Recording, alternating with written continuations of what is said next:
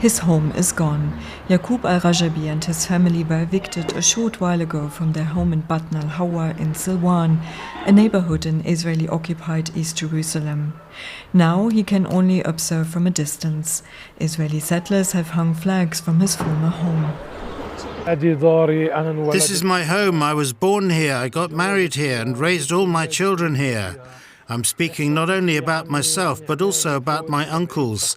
More than 70 people have lived in this house, not including the Basbous family, who are more than 20 people.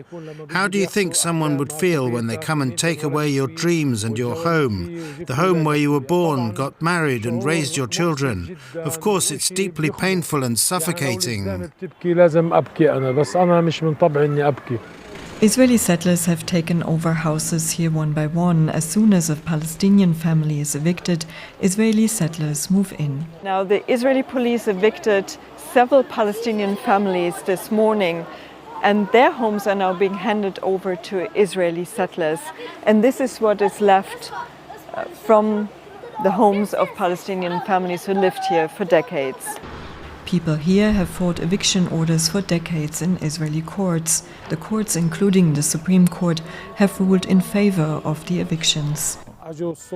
They came in the morning around 8:30 or 9, knocked on the doors, emptied the houses of men, women and children, and moved them about 500 meters away from the site.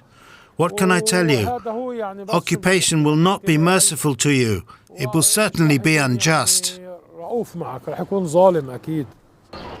Israeli law works against them. It allows Jewish Israelis to claim property owned by family members prior to the state establishment in 1948, while denying the same right to Palestinians and their descendants.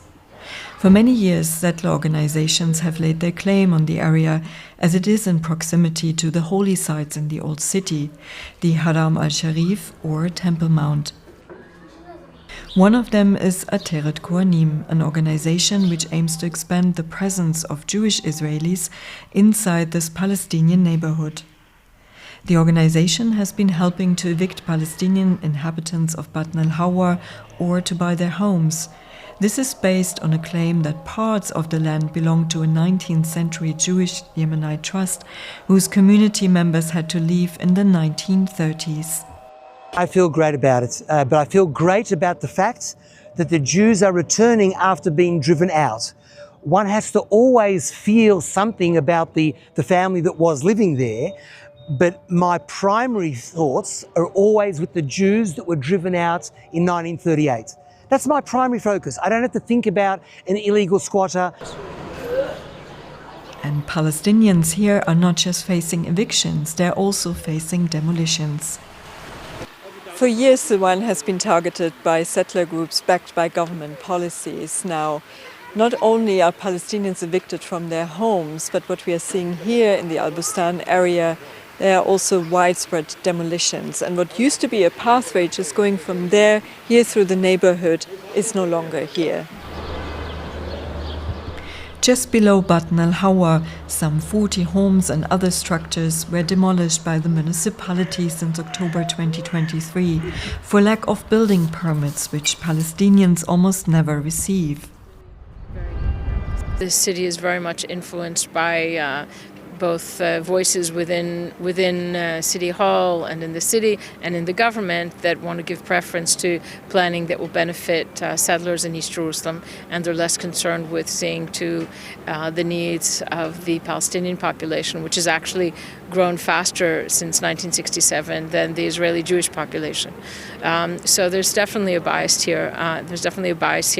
And it's very worrisome to me because the City Hall is supposed to serve all of the residents, and it does not serve all of them equally. The area will be cleared to build a contentious archaeological tourism park managed by a settler organization. Abu Talal Awad lost parts of his home and the walls to his property were demolished. The bulldozers came after Ramadan ended. Yesterday there were fences here, a door here, an olive tree here, mint planted. Now the world is different, it's something else. Total ruin today. Just ruins you can see. Affordable housing in occupied East Jerusalem is rare and options few. According to the United Nations, over 200 Palestinian households in East Jerusalem face eviction cases filed against them in Israeli courts, mostly by settlers. Palestinians here fear they will be driven out of their city.